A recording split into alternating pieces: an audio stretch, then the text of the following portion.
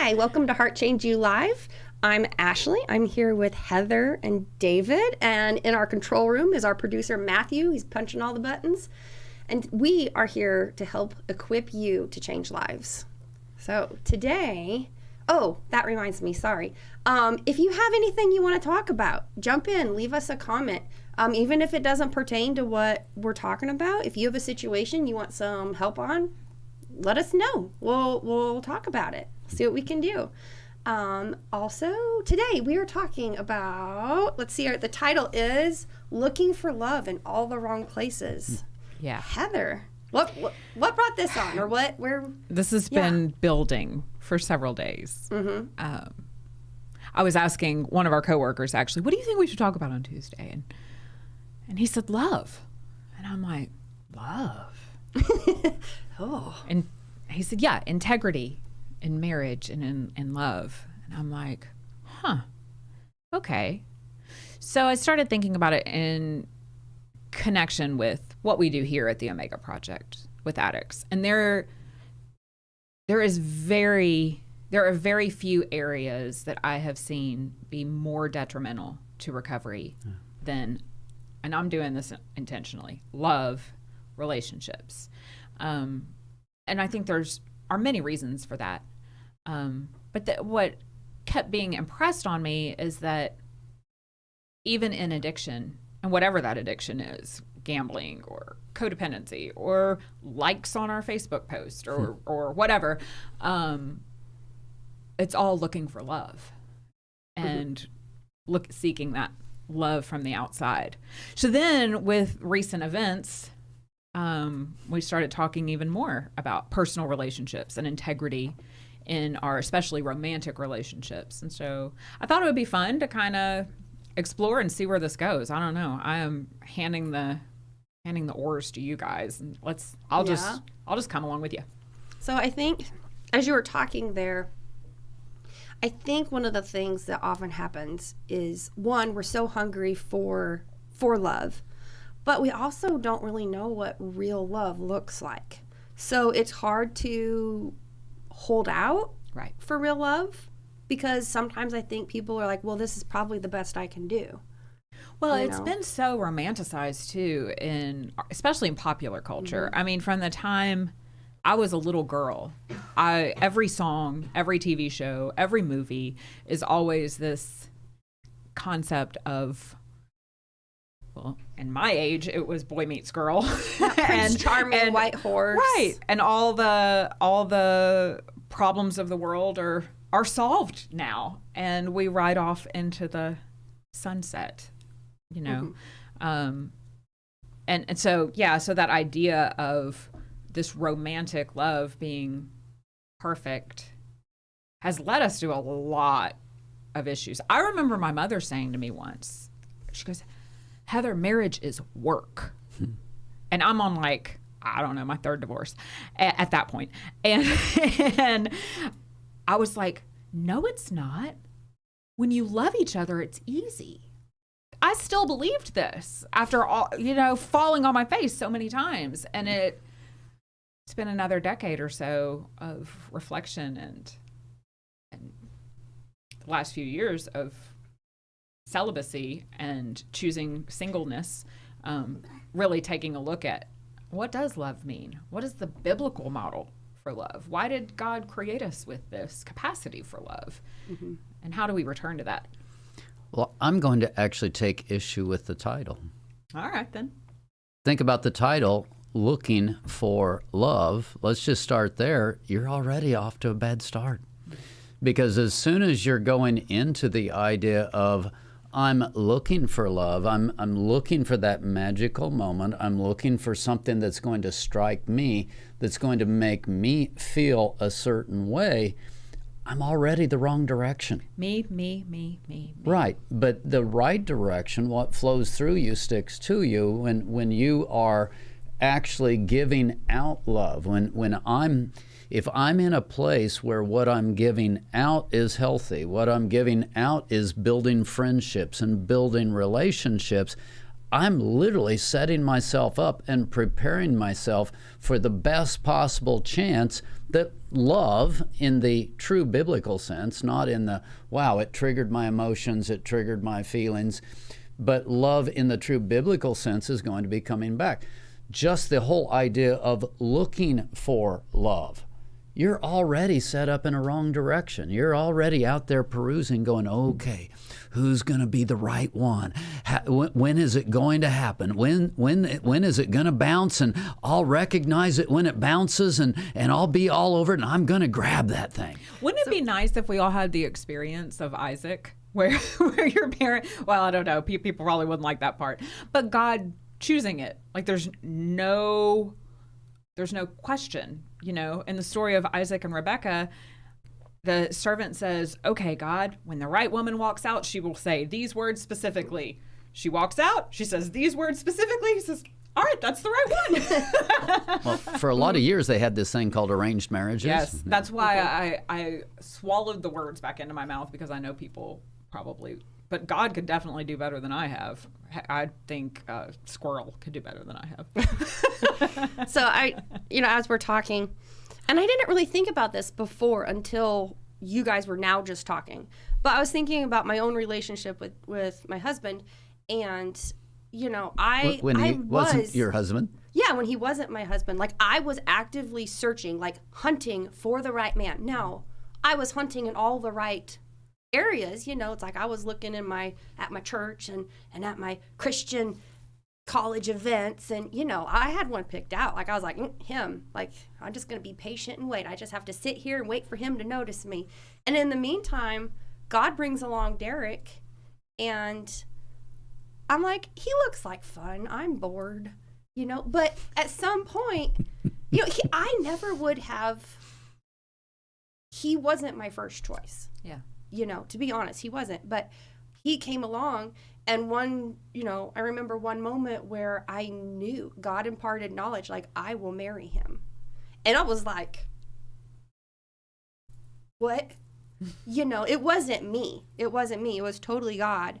And that did give me the confidence to move forward with him, because I was like, no, this is. So you did have an arranged marriage. Yeah. Yeah. But you know what? It's still hard. Well, yeah. I'm sitting here truly 100% believing that this is the man God chose for me, and me for him. And that man still drives me nuts. Like this isn't the happily ever after riding into the sunset. Like we have to work on it.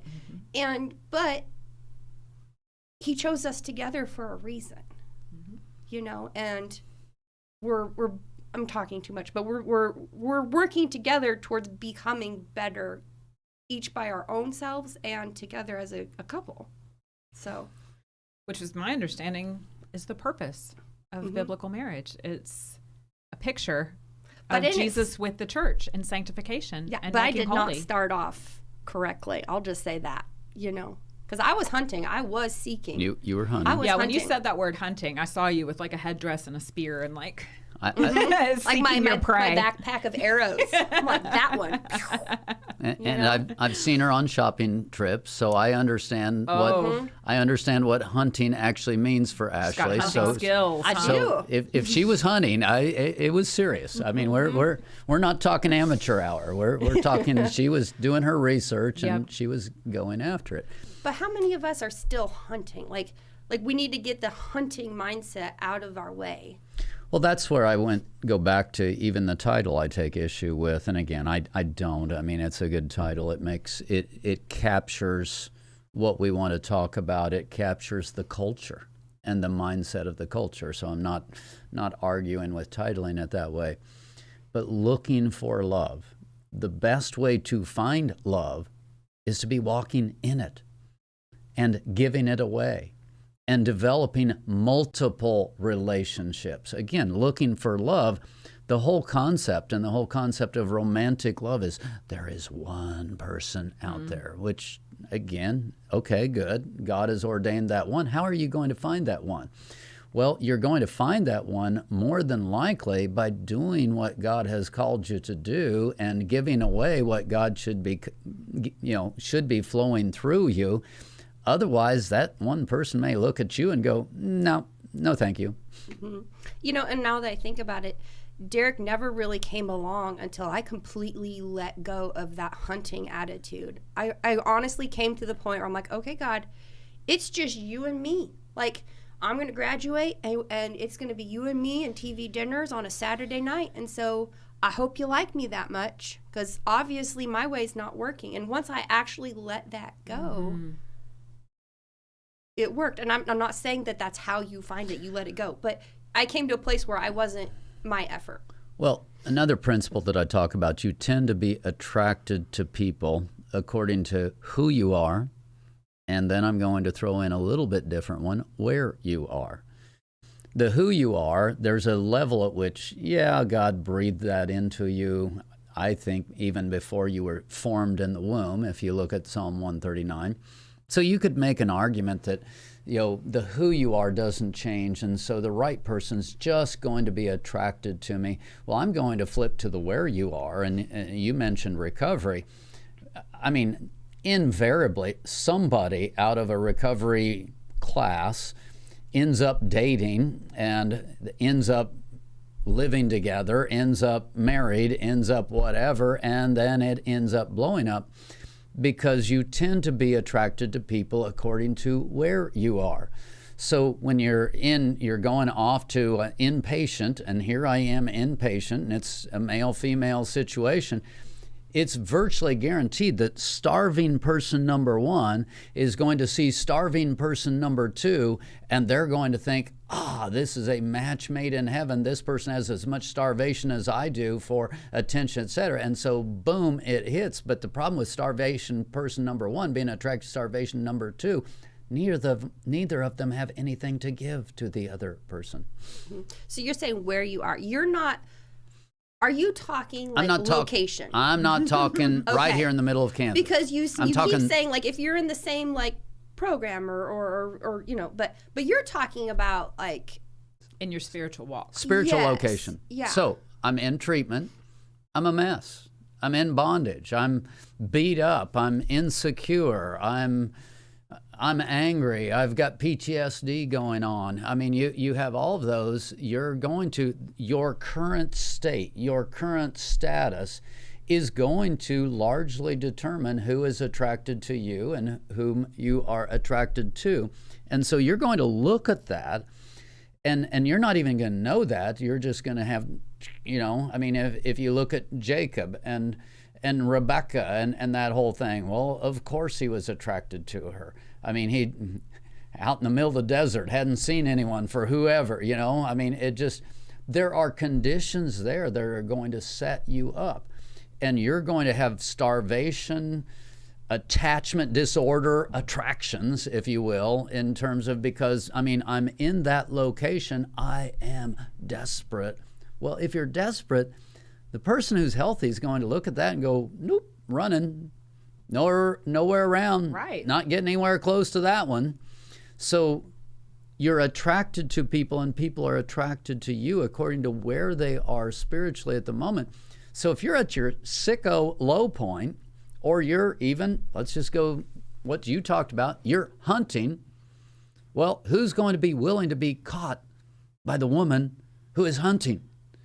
What does that say about the man? What does that say about his willingness? Would I really want the man I was able to trick or catch, you know? Would I really want that? No. And the answer is no. You could not respect someone who wasn't able to stand up to you and fight some of those fights. And I feel bad for them, because I can be forceful. Yes, you can be forceful. We've had a few of those discussions that were... forceful. We'll just stay with that. And you know, I'm thinking too, like, you're not an addict. You haven't struggled from or been in a recovery situation or in rehab or that type of thing. But I'm also thinking it may not necessarily be just I could be physically sober, and yet my woundedness is what's hunting. Mm-hmm. I had this amazing experience with a therapist, actually, when I was, 7 years sober. And I'm talking to her about, another failed relationship. And I said, I just keep marrying my dad. And she's like, no, you don't. You're dating your sons. I'm like, what? She said, you lost custody of your kids due to your alcoholism, and you have been trying to fill that place inside of you ever since. And I mean, it was like, boom, the Holy Spirit just spoke through her, and I started seeing my attractions in a whole different way, you know? And who are you going to attract when you're looking for kids? Well, you're going to attract immature Children. mama's boys who you have to fix, and who you have to, and they don't want to be fixed because they think they're grown up, you know? And I'm just coming from this deficit, you know, and it looks good because I'm wanting to give love. You know, I love my kids. I want to give love. But the place that it's coming from is a wound that other people spiritually, I think, feel and pick up on and become resentful of. I'm not your kid, you know? Mm-hmm. So what should real, authentic love relationship look like? Because it's obviously not what the movies portray. So let's define. Yep. Well, you were talking about it before, so I will go to the scriptural definition. Right. You would think we'd be better at this because they read this in like every single wedding, right? 1 Corinthians 13. This is what every person has. Well, that many weddings. It's on like a crocheted on a pillow in almost every house or something. Absolutely. You know? Absolutely. And yeah, I saw a Facebook post the other day, and I thought it was really brilliant. This woman was saying that her 13-year-old daughter was interested in a boy. And she had come home saying, Mommy, I have a crush, or I like this boy. What do I do? And she said, well, let's look at the Bible. So she took her to 1 Corinthians 13, 4-7. Love is patient, love is kind, not envious, does not boast. And she said, everywhere that it says love, I'm just going to say the boy's name is Jacob, I don't know. Put Jacob's name there. And ask yourself, is he those things? And so she starts looking. Well, he was mean to some kids on the playground or at recess or whatever. And I heard him bragging about something, you know, so she went, maybe he's not a good choice for me. That's a tough one. You find a little boy that doesn't brag. Oh. Right. And then Mom says, now turn it around and put your name there. So to Pastor's point, what am I giving out?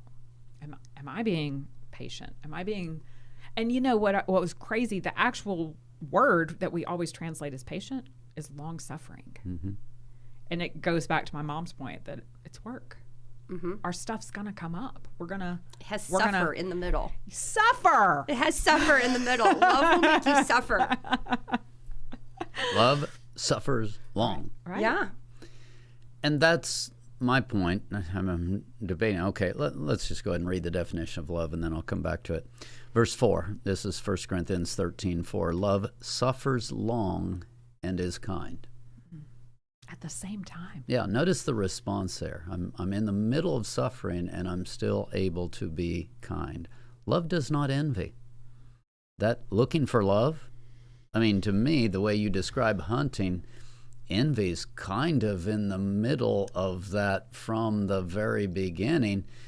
I'm setting myself up. If I'm putting envy, jealousy sort of stuff out there as the manner in which I'm going about this, spiritually, what's going to come back to me? Man, and that gets in some sick places in relationships too, where one partner is jealous of the other partner, and the one who is the object of the jealousy thinks that that's because they love me. Mm-hmm. You know, they wouldn't be jealous if they didn't care, if they didn't love me. Mm-hmm. Love does not parade itself, is not puffed up, does not behave rudely, does not seek its own, is not provoked, thinks no evil, does not rejoice in iniquity, but rejoices in the truth, bears all things, believes all things, hopes all things, endures all things. Love never fails. Before the program started, you read the one phrase, and I mean, I have it memorized. But you read that one phrase and pulled it out, is not provoked. And as I I just like, whoa, what did you say? Because in my mind, I guess I'm going back to Ephesians 6, where it talks about parents don't provoke your children. In a sense, I had that thing turned upside down about who was provoking, etc. But this one says, is not provoked. Mm-hmm. In other words, if I'm going to walk in love, I can see your bad stuff. I can see your ugly stuff. I'm able to maintain during that and actually give back to you not what you deserve, not what is justified or any of the other language, but I'm able to give back to you the very essence of what God would give back to you at that particular point. And that's such a crucial part of the safe place in the step-by-step spiritual foundation series. That was the thing that stood out to me the most, because, and you mentioned it last week during our live stream, I've struggled with, if you really knew me, if you really saw me at my worst, would you reject me, banish me, that type of thing, and judge me, belittle me, all those types of things. And so, yeah, absolutely not being provoked when we see someone's ugly stuff goes a huge way to laying that foundation, that spiritual foundation with our children or with anybody, to them feeling safe enough to be vulnerable and open. Mm-hmm. Matthew 28 says, go therefore into all the world and make disciples. And people look at that, and I actually believe, just because of the words, the way the verbs are phrased there, a better translation is as you are going. And I would translate that to here instead make of disciples as you are going. As you are going. No, it's just you're going to live life. You're going to live life as you are going, as you are living. Make disciples. Yeah, I mean, Paul got a job making tents while he was working and living amongst the people while he was making disciples. And I would translate the same thing here. As you are going, love, and as you are loving and giving love, and here's the healthy way to approach this. If I have 10, 12, 15, 20, 30, 40, 50 love relationships where I'm giving love, I'm interacting, we're having healthy interaction, now I'm being attracted from inside of where I am spiritually. You want to have a good chance of choosing wisely or hearing the voice of God or anything else in the area of love. How about if, as I am going, I'm loving, period. I'm walking in love. Isn't that so attractive as well? If you're trying to, maybe not hunt, but catch. But, I think about like the old cliche of a guy taking a kid or a dog to the park, right? Well, why is that so attractive to us? Well, he's being caring. He's got something cute and loving that he's taking care of. Maybe I'll be that cute and loving thing that he'll take care of. But there is some sort of logical correlation between I observe you working in your family, in your home, wherever, in the community, and I see, wow, you're a person with integrity, and that becomes attractive.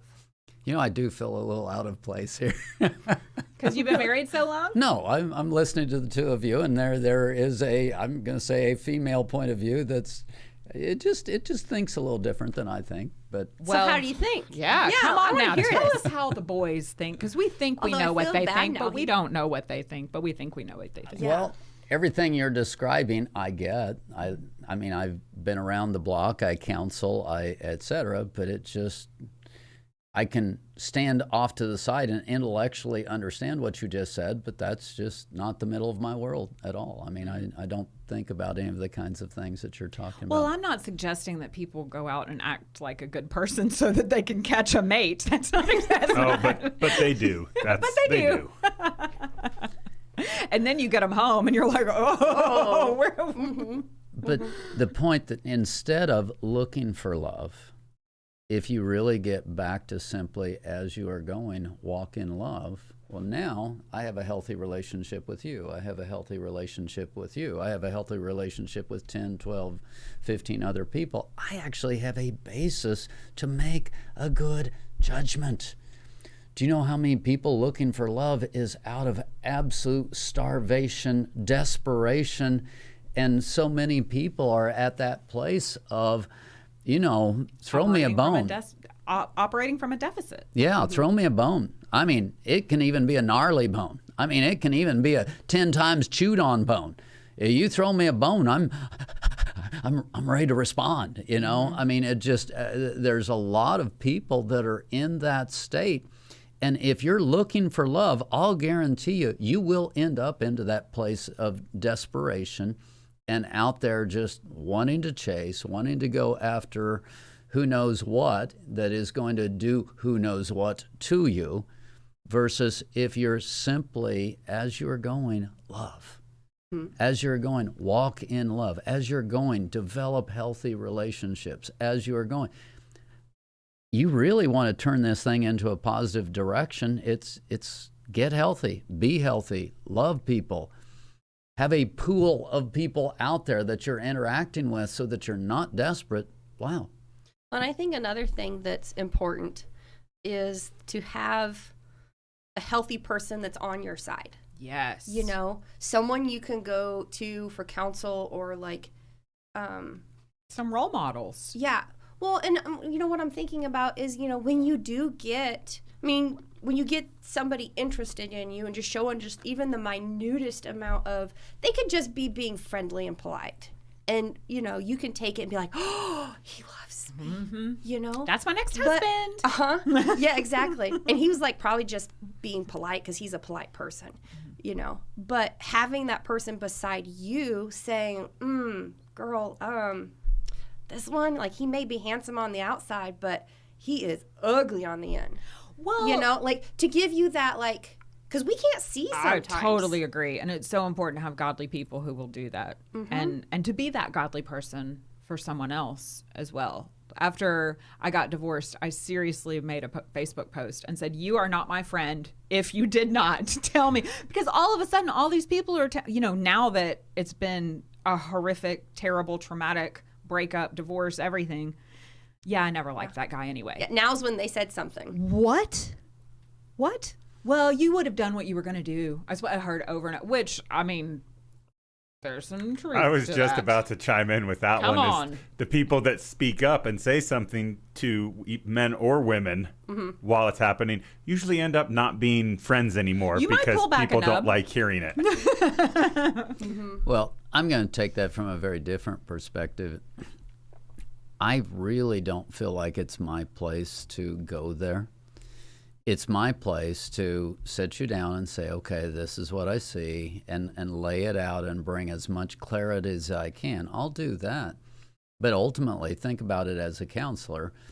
When you start dictating a direction for another person, I don't care what it is, you're setting yourself up to be blamed or blessed, you know, either way, but it's not healthy.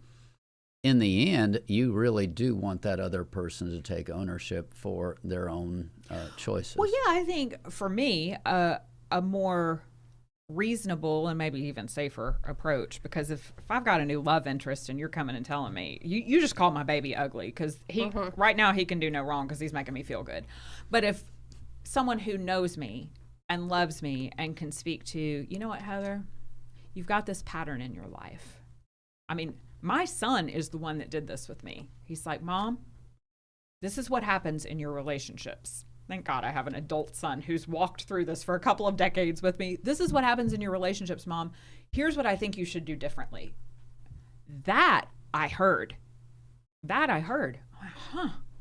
And I started praying, asking God to change my heart around this pattern and this longingness and that deficit I was operating from, you know, and my life has drastically changed since.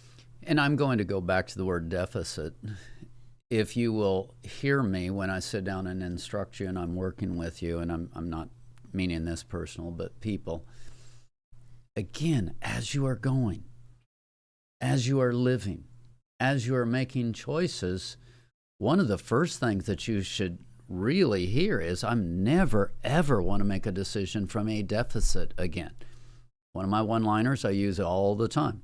You're not ready to be married until you're ready to be single. Until you're ready to be single the rest of your life. If you're operating from a deficit, if you're operating from a point of, I need someone, you're virtually guaranteed to make a very bad decision and be attracted in very, very bad ways. If instead, as I'm going, I am loving and I'm developing more and more healthy relationships to the point to where, you know what, I'm okay.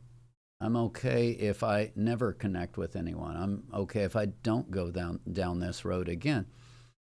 That's when you actually have a chance of being healthy, not making a decision from a place of deficit.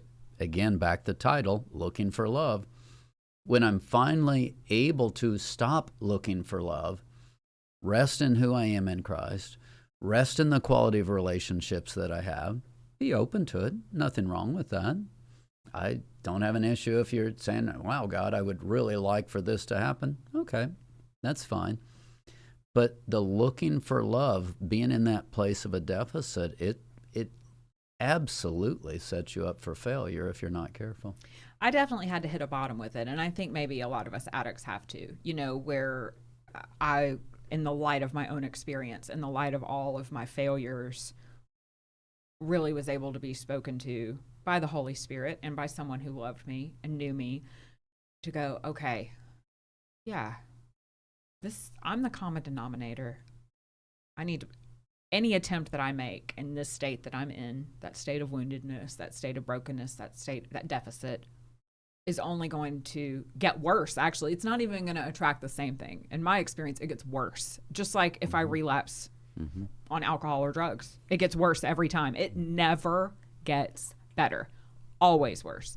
Same thing's going to happen in my relationships. So, coming to that bottom, so to speak, or just that moment of that area of conviction where I realize it's me and I'm going to have to change the way that I'm operating in the world. And I don't even have the ability to do that. I have to look to God for that because I don't even know what's broken. I just know that it is. And I keep doing the same thing over and over again and getting worse and worse results. Mm-hmm. Something that I was kind of just thinking about is this verse doesn't specifically say, treat your mate this way. This is just how love is. So this is love in friendship.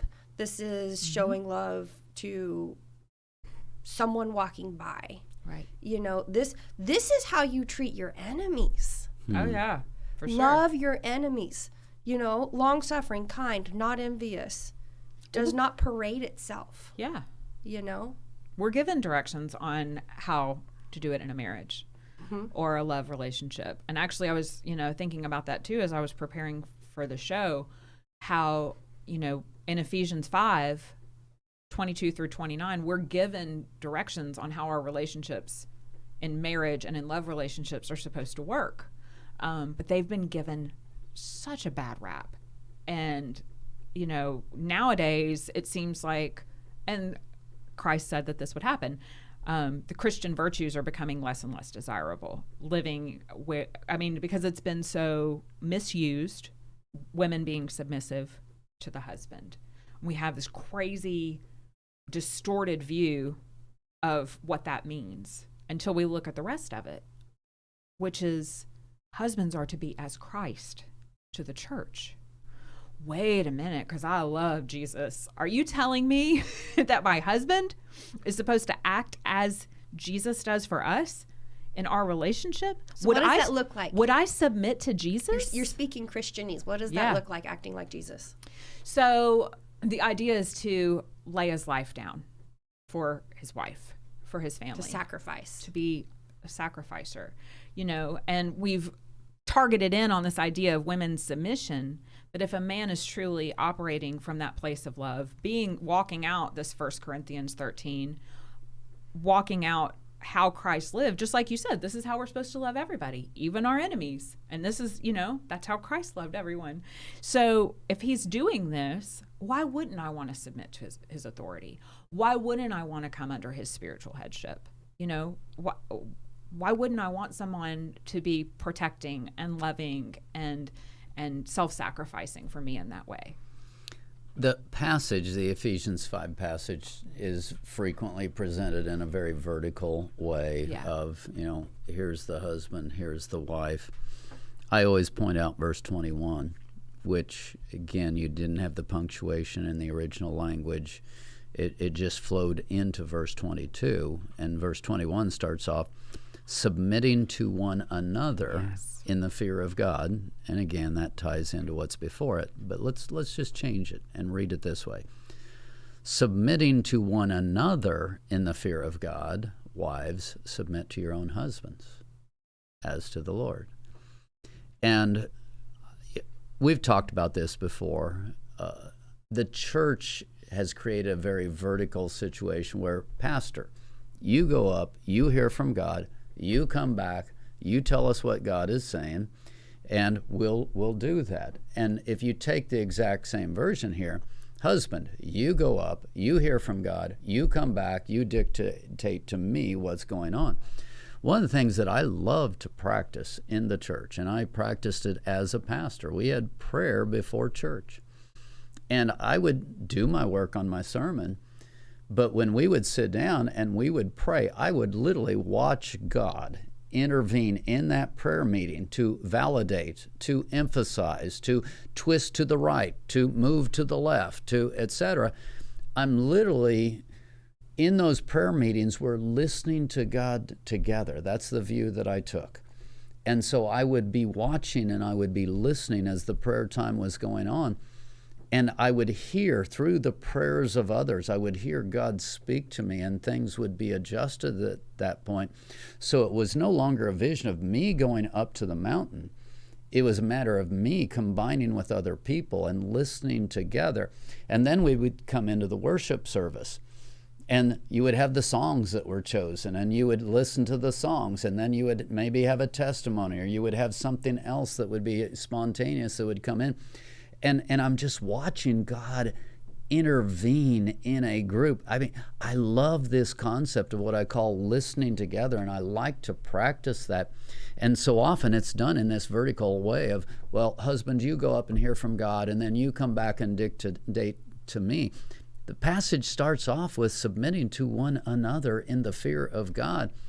There's so many things like that if we change it's not a huge change.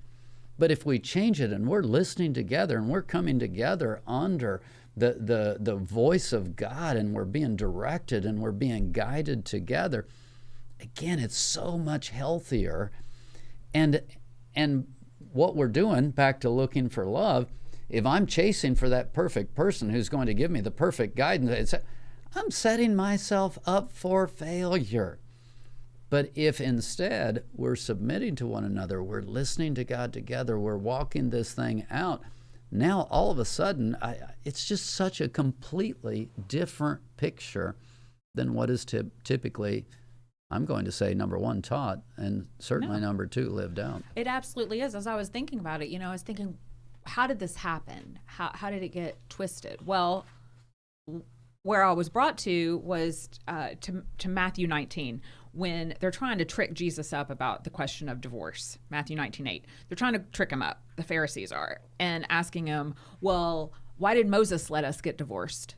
And he said, Moses, because of the hardness of your hearts, permitted you to divorce. But that's not the way that it was initially supposed to be. So, I was just thinking about as a culture, and especially as a Christian culture, how the hardness of some hearts has caused what's supposed to be a spiritual headship, which is a servant leadership. Jesus is a servant leader. He washed feet. He picked up lepers. He was one amongst, he wasn't preaching from any hilltop or lording anything over anyone else.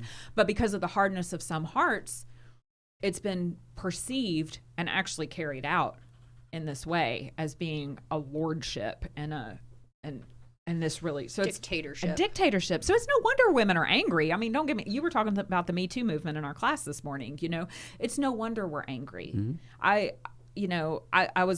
looked up the instance of domestic violence and compared it to, and sexual abuse, and compared it to the number of abortions that we're seeing.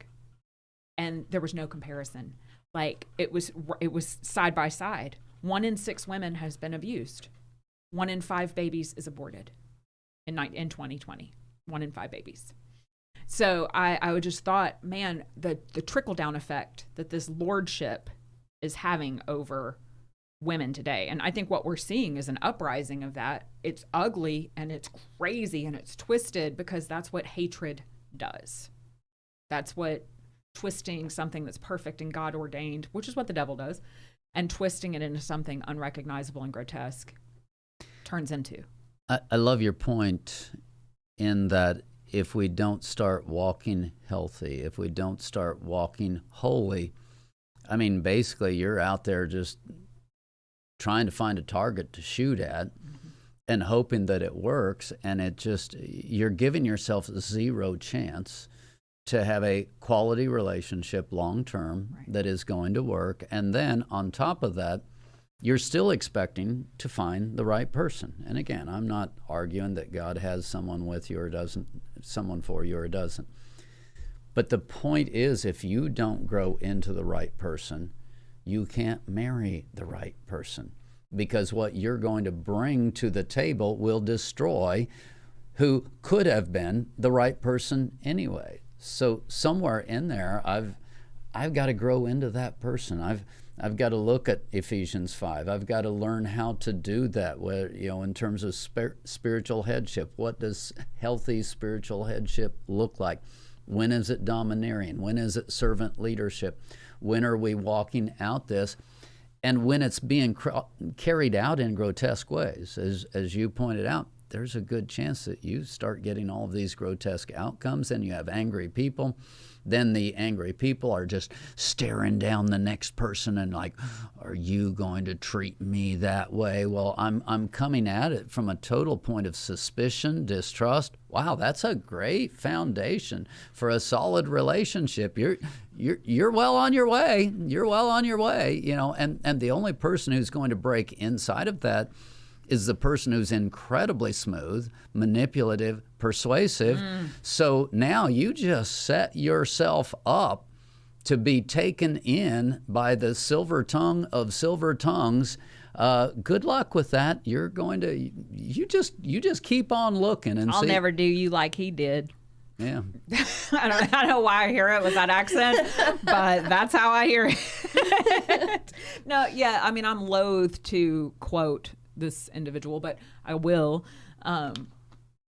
Dr. Phil said, hurt people, and one of the areas that in our ministry is so beautifully addressed, where I think it's been kind of shied away from in the church, is healing those wounds. How Christ heals, how he heals those wounds that we're taking into our relationships, that then go into our children, that then go into our culture, that then, that turns into this mess that we've got right now, because it's generation upon generation of unhealed wounds.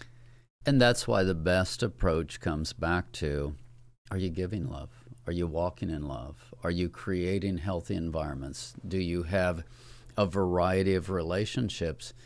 If that's not true, you have zero chance of being successful in looking for love. You have no perspective, you have no wisdom, you got nothing. And so the whole concept of looking for love is setting you up for failure.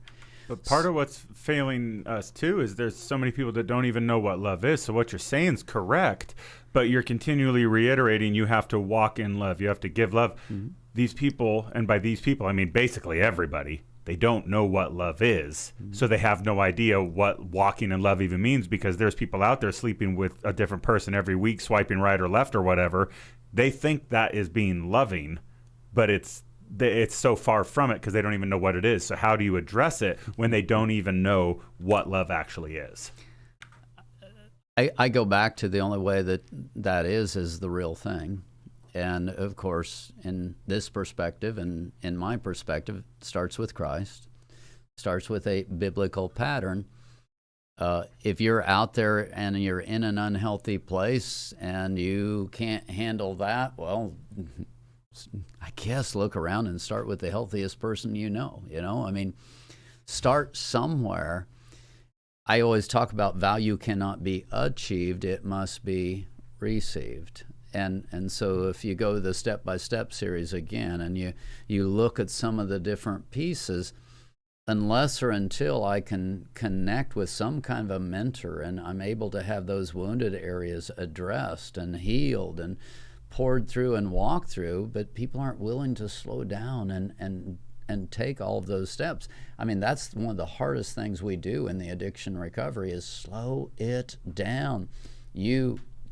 If you do this faster, it will be slower. If you do it your way, you will simply be back in a year. You'll be back in 2 years, and you'll be worse off, not better off. And so then we'll be working from there.